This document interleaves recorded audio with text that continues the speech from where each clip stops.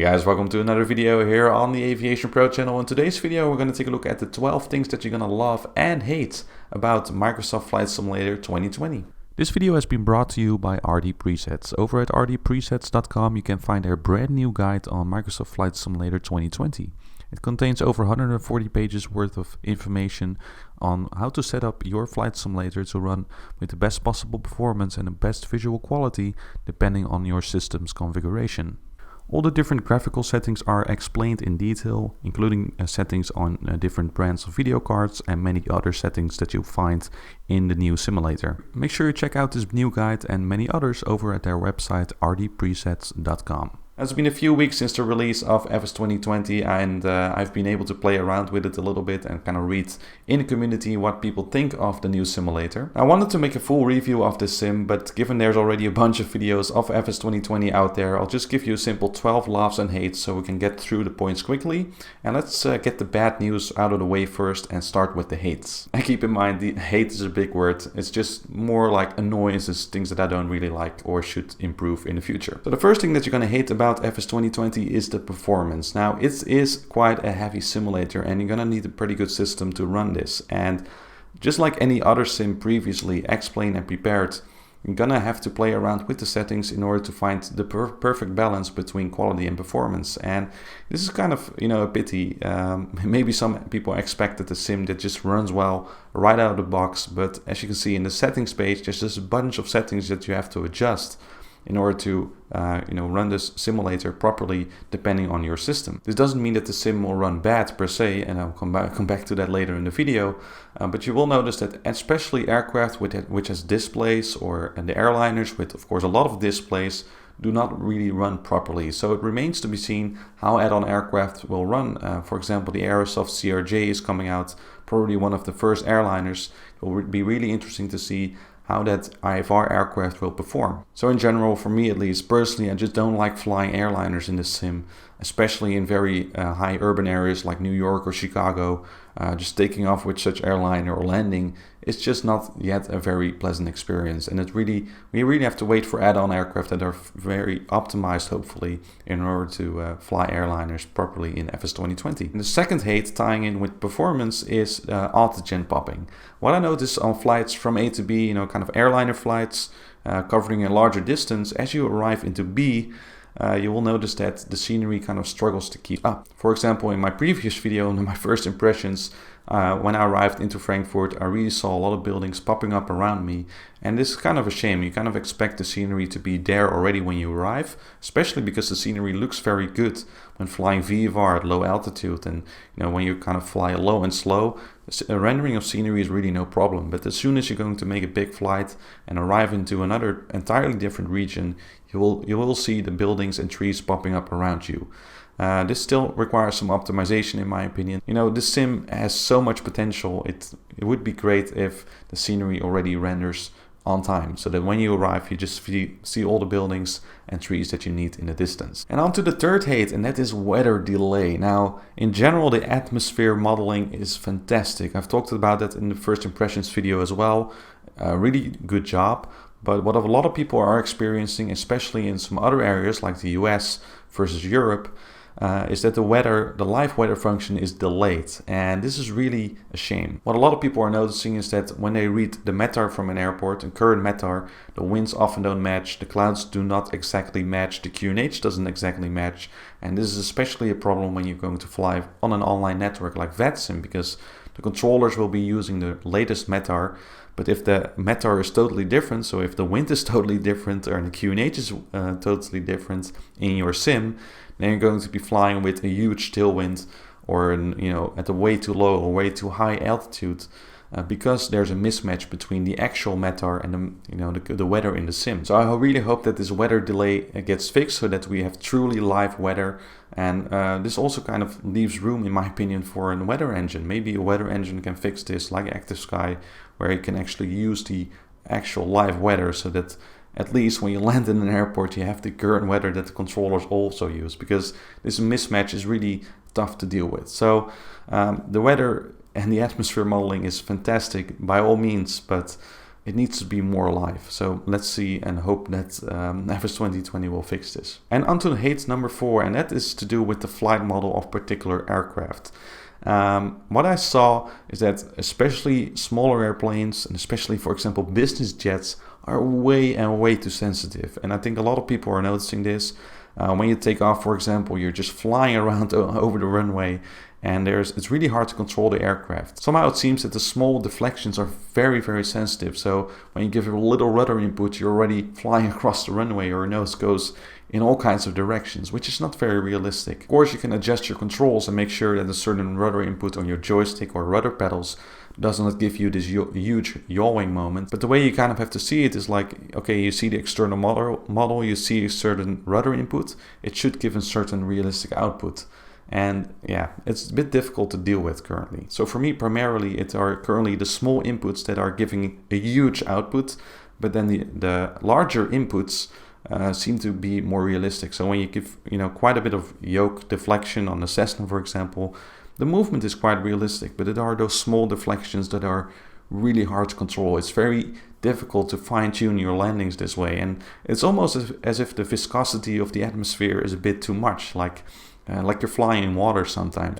It's something to have to work on. The fifth thing that you're not gonna like is that there's no seasonal variety in the ground textures, and this is a shame because especially in areas like Europe, in the northern hemisphere, but also in the southern hemisphere, you will definitely notice that the landscapes in real life look way different, in the different seasons. So flying in Europe in autumn and winter really gives a very different look to the scenery than when flying in summer. Now for me personally, looking outside the window, if I see the grass brown and the trees without any leaves, and then flying in a sim where everything is super green and the trees are full of leaves, it's just not very realistic. And I really hope they put a bit more effort into including the seasonal variety. I think it's on the to-do list, but it remains to be seen how they deal with this, because they're gonna have to put some sort of filter on the satellite imagery in order to make the ground textures look some way. Of course, they can adjust the trees very easily, adjust the colors, or have the trees without any leaves at all, but it are primarily the ground textures that need some sort of modification in order to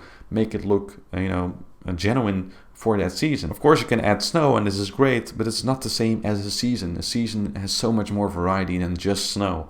And putting a snow layer on a summer texture in a mountain on top of bright green trees is just not very realistic in my opinion. I'm happy that they included the snow, but in my opinion, if they can include the snow, then they probably can come up with something in order to create even more seasonal variety. So it's something that I really miss and hope they will improve in the future. The sixth thing that you're not gonna like is the poor airliners and IFR instruments. In general, I think a lot of people agree, also on the forums, is that the airliners are just not very realistic. Being a default aircraft though, it is, better than it has ever been for a default aircraft, and the looks of the cockpit, especially the Airbus, in my opinion, looks pretty genuine, but the systems are just difficult to work with. If you're used to PMDG aircraft or any other kind of good add-on aircraft, you will not have a great time with this sim. And this is kind of more of a warning, just because you can buy different packages and you expect the 787 to be top-notch quality, it's not true. It's just not true. It looks kind of nice, but the system simulation is really far away. It's very difficult to work with. You can sort of put a flight plan in, but that's about it. The calculations for the performance are not very accurate either. And the flight models of the airliners are sometimes very weird. Trying to take off the 747 at a, kind of a normal weight seems to be very difficult, and all kinds of weird feed speeds are being calculated in the flight management system. So it's really difficult to deal with. And even at the 787, it just kind of lifted off at 90 knots. It didn't even rotate. It just lifted off at 90 knots at quite a heavy weight. So the airliners are not great. Maybe this also has to do with the general flight model, but we really need add-ons for this. On to point number 7, and that is about setting up the controls, the cameras, and the weather. In my opinion, it's a bit too arcadey. Yes, it looks nice, the menus look nice, but it's a bit difficult to set up, especially the cameras. I have a lot of trouble with, setting up custom views, saving that to a button. Maybe I'm too spoiled with Chase Plane, in which it was very easy to just set up a camera. But it's just very difficult. Also, the external view is kind of weird. You kind of have this movement in the camera. You cannot really get proper fixed views. The setup of the controls is also a bit weird, with the filters. It looks nice from an aesthetic perspective, but it's just difficult to deal with. Sometimes simplicity works better in a simulator than something that looks nice, and I just had a lot of trouble setting up those controls and cameras. And on to point number 8, and that's quite a big one. Many people have noticed this, is that there are a lot of airports that are missing. There are especially military airports that are pixelated in the Bing maps. They just do not exist, and that's so weird in my opinion. I mean, there's a huge database of airports out there that are real life, so the guys over at Microsoft or Asobo could have easily compared what airports are included in their sim versus what airports are still there in real life. So, for example, in the Netherlands, Eindhoven Airport doesn't exist. Stuttgart Airport in Germany doesn't exist. And there are many other airports around the world which are just missing. And that's really a shame. And related to this point is that the handmade airports, I'm disappointed a little bit. When flying over Amsterdam, from distances, it sort of looks genuine, but when you look close, there's definitely a lot missing. Proper add-on developers do a way better job at modeling airports. For example, look at the tower here near runway 36 left at Amsterdam. It's just completely I don't know what this is, but for a supposed handmade airport, it just does not live up to my expectations. So again, this is a bit of a warning. If you know the airport you're flying at really well, for me that's Amsterdam, I will definitely notice that there are a lot of things missing. For other airports, maybe like Frankfurt or Dubai that I've never visited in real life, probably for me personally, it's not a problem if it doesn't exactly match the airport. But don't expect Flight Tampa quality or I don't know what other developers, Flightbeam quality. It's just not the same. We'll still need add-on developers for accurate representation of airports. And tying in with buildings, point number 9 is that a lot of the AI buildings are not very accurate. It depends a bit on which region you fly, but in the Netherlands definitely a lot of things are missing. And this is really unfortunate. Just because you have the photogrammetry option enabled doesn't mean that every single building all over the world will look kind of exactly like it does in real life. For example, my hometown Rotterdam, I just don't recognize it. There are a lot of buildings missing. It doesn't really look genuine to the real city. Other cities look fine, they've really done a good job at modeling those and making sure that sort of looks right. Don't expect every city to be looking exactly like you expect. And tying in with this point as well is point number 10, is that some of the scenery out there is kind of old and some items are missing. Again, taking Rotterdam as an example, when you fly over it, I recognize from the satellite imagery that it's not fully up to date, while other areas seem very up to date. It's a bit weird to me.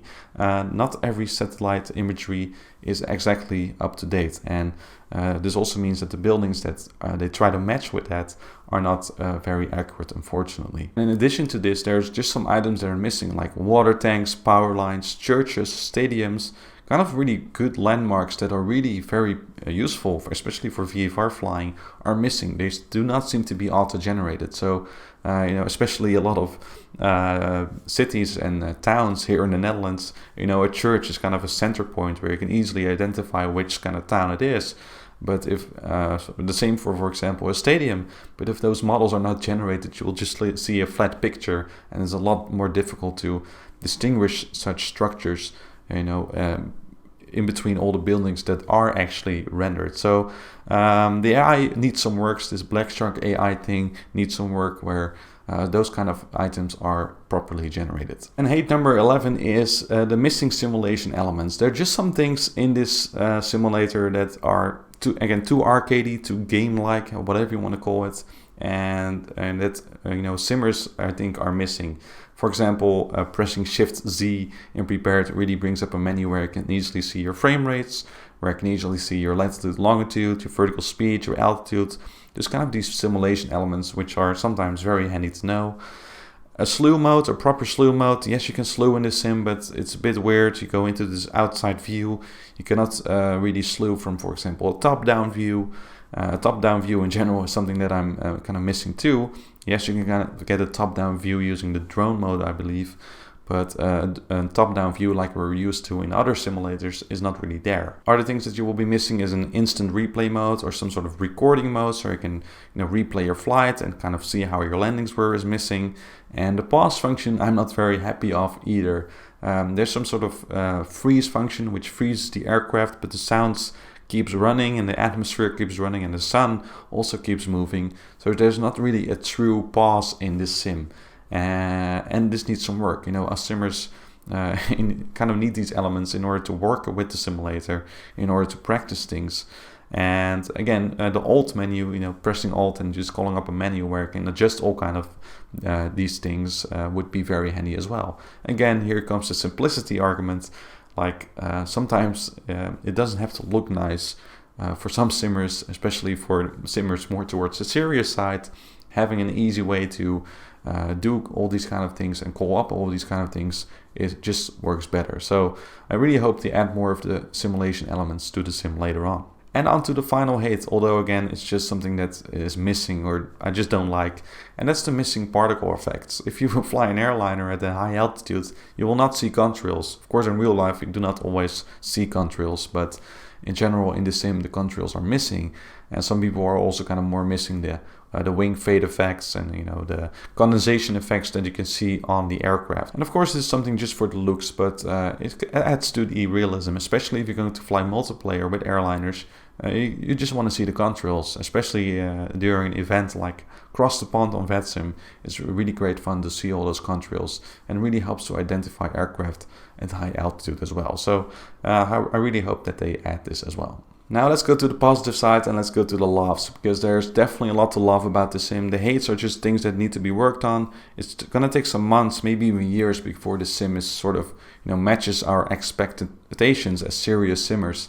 But there's definitely just a lot of things, a lot of beauty to enjoy from this sim. So let's go through all these points. The first love about FS 2020 is definitely the atmosphere and the clouds. The way these are rendered and modeled is just fantastic and phenomenal. Yes, it is a little bit delayed, but it just looks so amazing. It's like never been possible in any other sim to get this quality of atmosphere modeling, where actual weather systems are generated on the go, and you can definitely see the clouds develop, and just the general looks of the clouds and the way the sun reflects on it, and the lighting works in the sim, and where you can actually see rain showers develop in front of you, and you can really see when you will be entering IMC conditions. It's just phenomenal. And what I personally especially like is that the clouds are truly 3D. When you fly past the cloud, you can really fly past it. It doesn't sort of fade away next to you. It's like in the other sims that we've used before.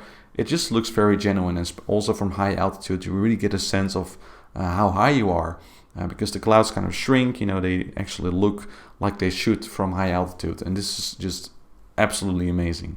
So you will definitely enjoy the atmosphere and the clouds in this sim. And combined with point number 1 is love number 2, and that is sunset and sunrise. Sunset and sunrise in the sim is amazing. No matter which weather team you use or you create, or live weather, any sunset or sunrise condition will look phenomenal.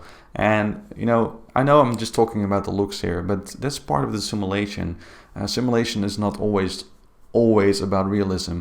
It also should give you a certain aviation feeling, and for me sunrises and sunsets really give me an aviation feeling. Just viewing the clouds from above, seeing the sunset and sunrise over it, seeing this orange glow over the clouds and over the scenery, and as things get darker, it really adds to this aviation feeling, because that's what's so beautiful about flying. You can really appreciate the scenery around you together with the atmosphere and all the clouds, and the sunset and the sunrise just work perfect for that. So you will definitely love that about the sim. The third thing that you're going to love about the sim is the advanced aerodynamics and simulation. Again, I said in the hate that some aircraft are very sensitive and do not feel realistic. But in the general flight model, the general way they've modeled the atmosphere and the way air behaves around buildings and mountains is definitely very genuine, especially when flying in mountains. Sometimes you really hit areas where you can definitely feel the waves of air hitting the aircraft, and this is very genuine. And adding to this is the icing effects. That's also great, because adding ice will definitely, you will see what happens. The glass around your cockpit will become iced up. You will not be able to see outside, but also your airframe is affected. You will definitely notice the engine performance going down. You will definitely notice that it's harder to maintain lift, and this is very realistic. So the overall flight model, I'm not talking about the specific flight model of the little aircraft which are way too sensitive, but the overall flight model and the way they've simulated the air movements in the sky is just very good, and it has great potential. It needs some improvement, definitely, but it has great potential, and it will definitely increase, it definitely increases realism a lot. And especially this icing, it's just fantastic. And I really hope that future add-on aircraft will make good use of this. And tying in with icing is point number 4, and that is just a winter wonderland that you can put yourself into. Flying in areas like Norway or in the Alps or any other kind of Christmassy destination will definitely give you a great feeling. Really gives you those winter moods and Christmas mood feeling. It just looks amazing. Of course, again, it's a pity that the snow layer is added to summer textures, but when you just add a lot of snow, you'll definitely have this very icy feeling. It looks amazing, and combining that with the sunset and the sunrise is just phenomenal. And it also ties in very well with the next point number 5, and that's the night lighting in this sim. It just looks phenomenal, especially when there's a lot of snow on the ground and you fly in a Christmassy destination like Norway. You will definitely love the sights. Where you're flying an airliner into Bergen, or flying your little propeller aircraft around all the way up north, it will just look amazing at night with all this snow. And if this doesn't give you some sort of Christmas feeling or whatever, then I don't know what will. But in general, the night lighting is just fantastic. Also in urban areas, I found maybe some cities are a little bit darker than they should be, but overall, the way the lights are rendered and look from a distance, and they do really render out far into the distance, really give you a genuine sense of what an urban area looks like at night. And also the aircraft lights matching with that, it just looks beautiful. And again, this adds to the aviation feeling. Flying at night has a certain feeling in aviation. Arriving from the dark ocean into in a land area, descending into an airport, an urban area where you see all the lights popping up, it just looks amazing. Next to love is number 6, and that is I think a very important one, is the sounds in the sim. And the sounds system in general in the sim is very nice. You will definitely notice that they've put a lot of effort into the sound system.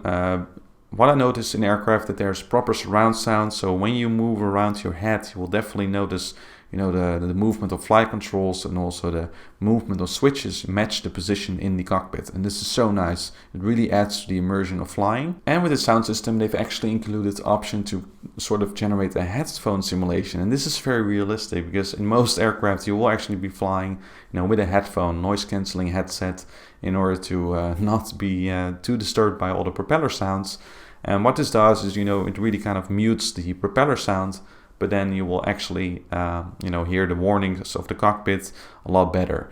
And this is very realistic and really adds to the immersion of flying. So definitely make sure you go to the sound settings menu in order to explore these options. You can also set up different devices, so that the sim sounds go through the speakers, and that the cockpit warning sounds and communication sounds go through your default communication speaker or headset. So definitely make sure you check out those settings. And with that, if you use headphone simulation, there's also some sort of VHF degrading signal simulation. So when you tune something in the background, you will definitely hear some sort of classic radio sound, which may not be very realistic in real life, but you kind of get this radio effect. And especially if you fly in remote areas, this kind of adds to that aviation feeling again. And in general, when you park your aircraft in any area, you will definitely hear sounds depending where you are on the world. For example, this aircraft is parked at St. Bart's, and just listen to the sounds in the environment.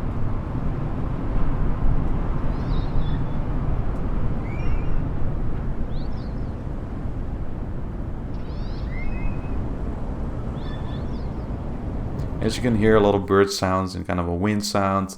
If you park in urban areas, you will also hear urban sounds, and you will hear other animal sounds. And this is just very realistic. Imagine, walking to your Cessna and when you're about to be bush flying and you hear all this noise, and then the moment you're in the aircraft, you put your headset on. Again, it just adds to this wonderful feeling of flying. And the last thing I want to say about this is that control inputs you can also hear very well. When the engines are off, you can definitely hear the control surface move.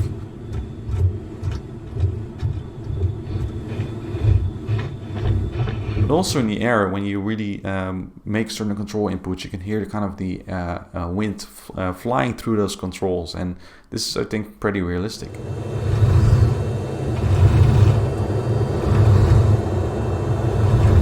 The seventh thing that you're gonna like about the sim is the ground textures. Of course, having the satellite imagery available is very nice, but I think in general, the way it's rendered is very nice as well. Personally, when flying VFR especially, I just don't notice any blurries. And in other sims, this was always a difficulty, especially in Prepared. It was very difficult to fly over photoreal scenery without getting any blurries. But in this sim, it just looks great. From moderate altitude, maybe 2,000, 3,000, 4,000 feet, it just looks amazing. There's no blurries at all. It just works like you expect it to be. And having this satellite imagery is of course fantastic for VFR flying, and you don't want blurries and textures kind of becoming crisp and all kinds of things popping up around you. Flying VFR is genuinely a great way to use the sim, and the way those ground textures look and are rendered into the sim is just phenomenal. And this is something you can definitely enjoy. And on to love number 8, and that is just the fullness of the scenery. Again, when flying VFR, buildings and trees are rendered, all in the distance. And previously in simulators, especially a decade ago, it just looked very flat. You took off from an airport, there were some buildings around the airport, but then as you took off, you often, especially if you fly with photoreal scenery, it looks very flat. But this sim is so full, you never get a sense of flying in some sort of 2D world. You're flying in a 3D world because you can see buildings in the distance, trees in the distance, and this just adds very much to the realistic look of the simulator. The ninth thing that you're gonna like about the FS 2020 is that the models of the cockpit, especially for the general aviation aircraft, are very high resolution. They are actually very well done. And of course the airliners also sort of look realistic, but I definitely found that the general aviation airplanes have very crispy textures, and you can definitely see that they put a lot of work into that. And it also allows for add-on developers to really make good use of the sim, to get sharp textures with PBR technology and all of that. The cockpits will look very nice, and I think that's just great about the sim. You will not have any blurry instruments or weird cockpit textures that are looking way out of what they should like. You will definitely enjoy all the crispiness in the different aircraft in this simulator. On to love number 10, and that's about performance again. Of course, I talked about the hate for performance, but I also have something to mention what you're gonna love about the performance, because in general, this is a smooth sim. Even when your frame rates are low, and if you kind of have a proper monitor, the sim will not feel very stuttery. It will not feel like the performance is way off. And especially when flying in Prepared, you will notice that even if you have a good system in many aspects of the flight, in many phases of the flight, you will notice that the frames start to drop, and the experience becomes very stuttery. But overall, even though the frame rates may be lower than other sims, and in certain situations when flying airliners or aircraft with cockpit displays, you will notice that the smoothness is there. It's just much more optimized. Given the fact that you get such good looking scenery, such a good atmosphere, given the performance that you get from that is so much better. This weekend I tried Prepared. I haven't touched Prepared for weeks, and I was just amazed by how bad it looked. And the performance that you get for the looks, this balance is so much better. And I definitely hope that FS 2020 will be even more optimized, but you will definitely love the smoothness of the sim. So don't worry too much about performance. Again, you have to play around with the settings, but for what you get, it's just amazing out of the box. And love number 11 is multiplayer, and this is really depending on how you use it, but I think it's kind of fun to have a simulator again where you can just mess around. You can fly around with friends in urban areas, in remote areas, anywhere in the world. So you can just mess about. But you can also fly on VATSIM, and I'm really happy that this new Flightsim is compatible with VATSIM right now. There were some issues in the beginning, but that regarding the performance, but that has now been fixed. But you know, just having a multiplayer function, being able to just fly with friends and you know do not follow strict procedures, it kind of brings back the joy of flight simulation. Sometimes you do not want to take everything too seriously. That's what a sim is for. You can just kind of enjoy the looks, and you know, you can enjoy things like formation flying. So I'm really happy that they've included a proper multiplayer option in the sim again. And of course, if you're a more serious simmer like I am, you can easily switch to a network like EVAO or VATSIM and fly on that network and experience the more serious side of simming. But having a multiplayer function is just great fun, and it just kind of puts back the fun in flight simulation again. And the last thing that you will love number 12, is the adventurous side of the sim. Again, given the fact that you have a nice multiplayer function, but also given the fact that the entire world looks nice, no matter where you go, the scenery will look nice, will look full, and will never look boring. You can land on airfields, but you can also land on any grass strip. It just makes it very adventurous. You know, not one part of the world will look the same. You will definitely have fun exploring different areas, and much more than in other sims. In other sims, you were kind of bound to the airports.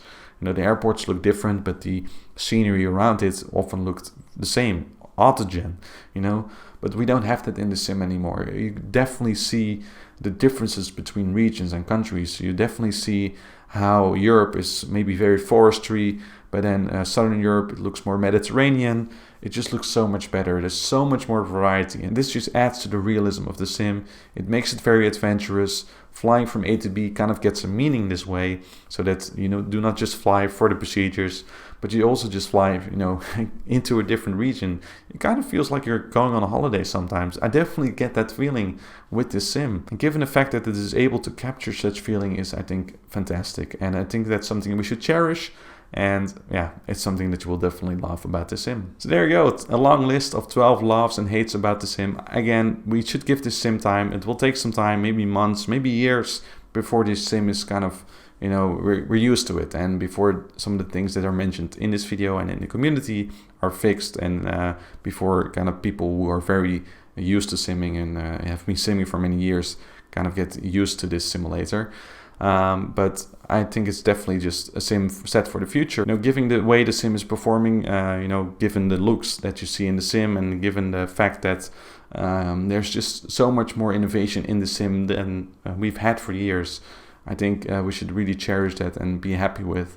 And of course, there's just some things that need to be fixed, and it will take time, but I definitely think that this sim has a lot of potential. Now, what I personally think is, in a few months' time, the people that are not really into simming will kind of fade away. It will kind of drop down, and then hopefully, people that are serious about simming will be able to customize the simulator even more and adjust it to their liking with the help of add-on developers. So thanks for watching this video here on the AviationPro channel. Please tell me below in the comments what you think about the sim, what needs to be improved, or what you just really like. It would definitely be great to hear your feedback. What you can expect next here on the channel is probably some sort of VFR flight on VATSIM. I'm really wanting to try the sim out on the VATSIM network and record a video about it. It will not be an airliner flight, but flying VFR is great fun, and I hope to just make a nice flight very soon and upload that on this channel. So for now, I wish you great fun flying with the simulator, and I will see you next time.